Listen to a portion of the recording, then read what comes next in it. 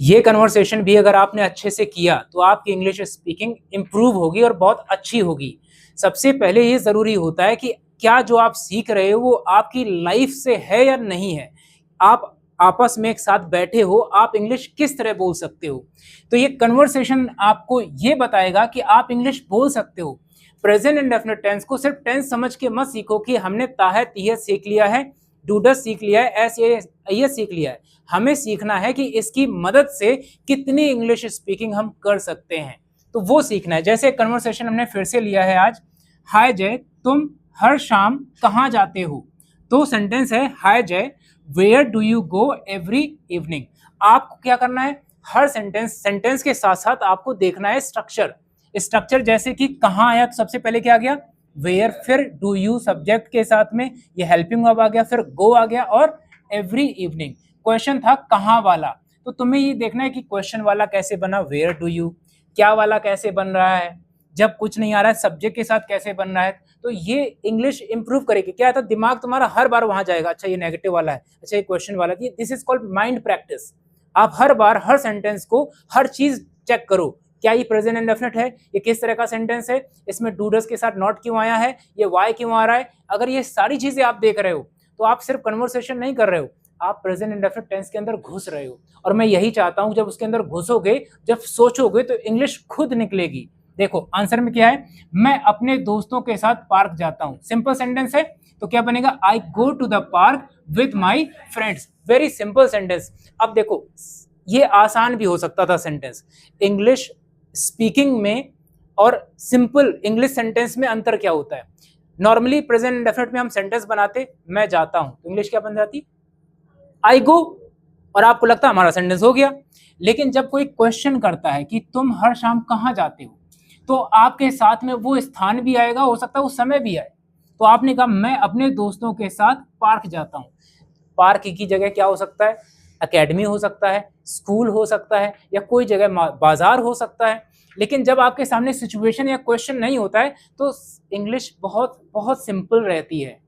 Right, तुम क्या करते हो, पढ़ता हूँ, बहुत सिंपल हो जाता है। देखो आगे कन्वर्सेशन को समझो, क्या तुम वहां क्रिकेट खेलते हो, क्या से शुरू हो रहा है। अब यहीं पर तुम्हारे दिमाग में आना चाहिए, अच्छा इसकी इंग्लिश तो हेल्पिंग वर्ब से शुरू होगी।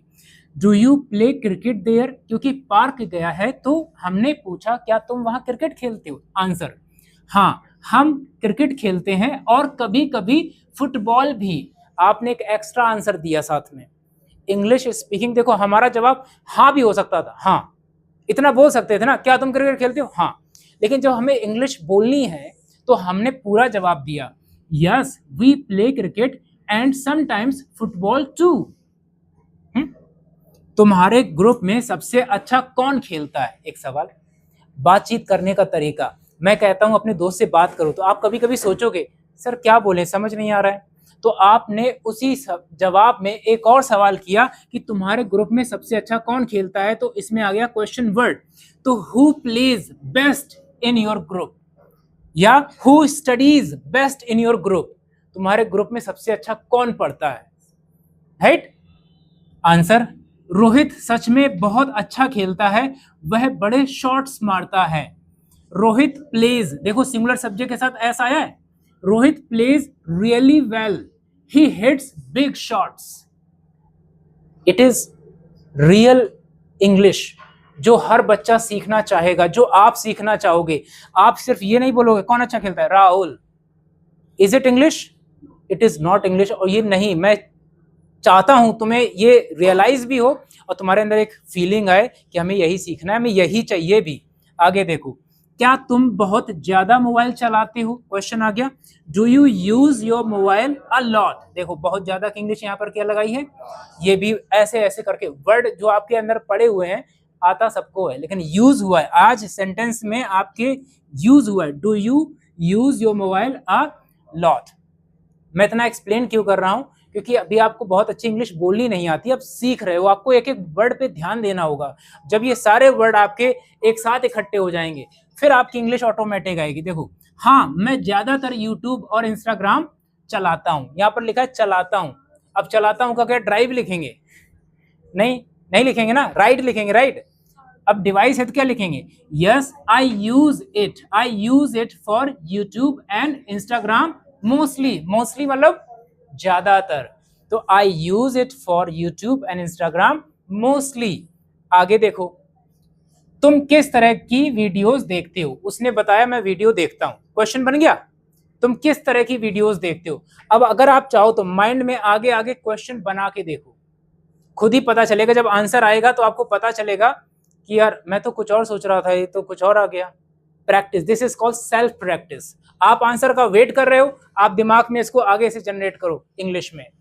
What kind of videos do you watch? Answer, मैं कॉमेडी वीडियोज और इंग्लिश लर्निंग वीडियोज देखता हूं। I watch comedy videos and English learning videos.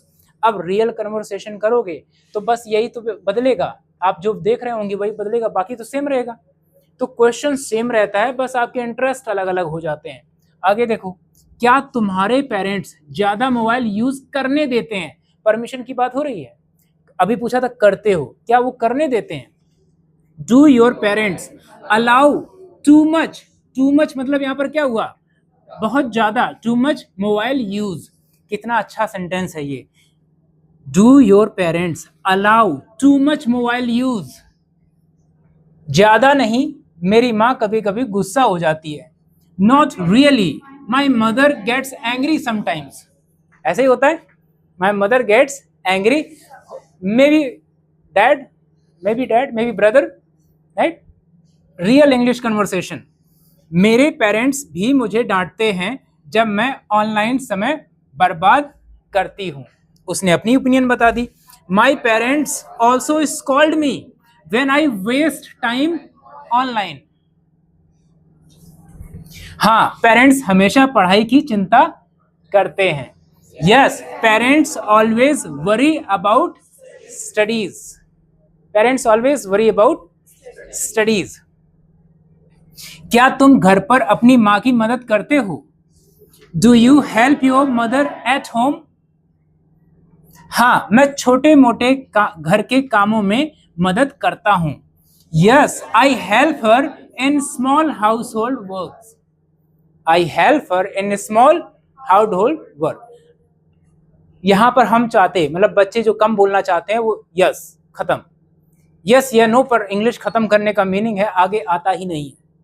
तो अभी आपको शॉर्ट में आंसर नहीं देना है, जब इंग्लिश आ जाएगी तो हम दे लेंगे, हमें जैसी इंग्लिश आ जाएगी, हम अच्छी इंग्लिश सीख जाएंगे, हम यस या नो में भी जवाब दे लेंगे और अपनी मर्जी से पूरा आंसर भी देंगे। ठीक है, देखो यह अच्छी बात है, मेरा भाई कभी मदद नहीं करता है। That's nice, my brother never, कभी नहीं की इंग्लिश क्या होती है? नेवर। हेल्प्स एट होम, और एस क्यों आया? क्योंकि इसका सब्जेक्ट ब्रदर है। That's nice, my brother never helps at home. हाँ हाँ, भाई अक्सर ऐसा ही करते हैं। हाँ हाँ, brother usually do that. Usually मतलब आम तौर पे है, यूजुअली। देखो कितने अच्छे से सेंटेंस आया, हम रियल लाइफ में तो ऐसे ही बात करते हैं ना। आगे देखो, तुम संडेज को, संडेज लिखा है मतलब हर संडे की बात हो रही है, तुम संडेज को क्या करते हो? What do you do on Sundays? What do you do on Sundays? अभी बैठो वहीं पर। What do you do on Sundays? मैं आराम करता हूँ, मूवीज देखता हूँ और अपना कमरा साफ करता हूँ। 3 काम है देखो, एक आराम करना, रेस्ट, देखना, वॉच, साफ करना, क्लीन, बस मीनिंग लगा दो सब। आई relax, watch movies and clean my room. Simple, पूरे इतने की इंग्लिश बन गई। आई relax, watch movies and clean my room. कब? संडे की बात हो रही है। आगे देखो, क्या तुम इंग्लिश मूवीज भी देखते हो? Do you watch movies in English too? बार बार देख रहे हो भी की इंग्लिश आ रही है टू के साथ में। Do you watch movies in English too? हाँ, कभी कभी मैं सब टाइटल्स के साथ इंग्लिश मूवीज देखता हूँ। Yes, sometimes I watch English movies with सब टाइटल। आप अभी समझो और कोशिश करो आपके माइंड में आगे आगे इंग्लिश आए। ठीक है, आगे देखो, इससे स्पीकिंग स्किल्स सच में इंप्रूव होती है। That really improves speaking skill. यहाँ पे तुम्हारे लिए क्या समझना है? इंप्रूव्स एस के साथ में आया है, तो सब्जेक्ट क्या है यहाँ पर? आपको वही तो मैं कर रहा हूँ, आप ध्यान दो थोड़ा कि आपके सिलेबस से बाहर चला जाएगा लाइन और आप रट्टा मारोगे फिर जाके घर। ये दैट का मतलब है ये पीछे जो इंग्लिश मूवीज की बात हुई है उसी का ये जवाब है। That really improves speaking skill. क्या इंप्रूव करता है? Watching English movies really improves English. तो ये दैट जो लगा है वो पीछे वाले सेंटेंस के लिए लगाया गया है, ठीक है? सिर्फ रीडिंग मत करो। हाँ, और प्रोनाउंसिएशन भी इंप्रूव होती है। Yes, and it also improves pronunciation. It also improves pronunciation. तो देखो इंग्लिश भी इंप्रूव हो रही है और प्रोनाउंसिएशन, क्योंकि हम रियल इंग्लिश को सुन रहे होते हैं। आगे देखो, क्या तुम्हारे दोस्त तुम्हारे साथ इंग्लिश बोलते हैं? Do your friends speak English with you. हमने डू यहां पर क्यों लगाया? क्योंकि फ्रेंड्स प्लूरल हो गया और जब डू डज आ जाता है तो वर्ब में एस या आई एस नहीं आता है। कुछ दोस्त कोशिश करते हैं लेकिन कुछ लोग नर्वस महसूस करते हैं। Some friends try but many feel nervous. अब देखो मैनी मतलब बहुत सारे, इसीलिए यहाँ पर एस नहीं लगा है। फ्रेंड्स कई सारे इसलिए सिर्फ ट्राई आया है। अब यहाँ पर हम ट्राइज फील्स कर देंगे तो सारे सेंटेंस गलत हो जाएंगे, क्योंकि सब्जेक्ट के हिसाब से लगाना है। मेरे साथ भी ऐसा ही है, लोग इंग्लिश समझते हैं लेकिन बोलने से बचते हैं।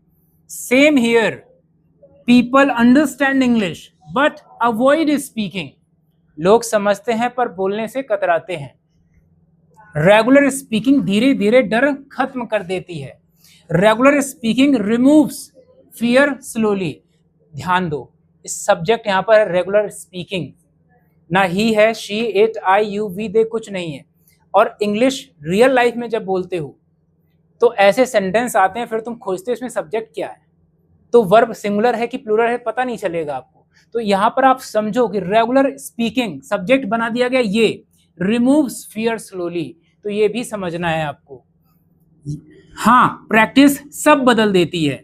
Yes, practice changes everything. अब यहाँ पर प्रैक्टिस सब्जेक्ट है और इसीलिए यहाँ पर क्या लगा है? एस लगा है।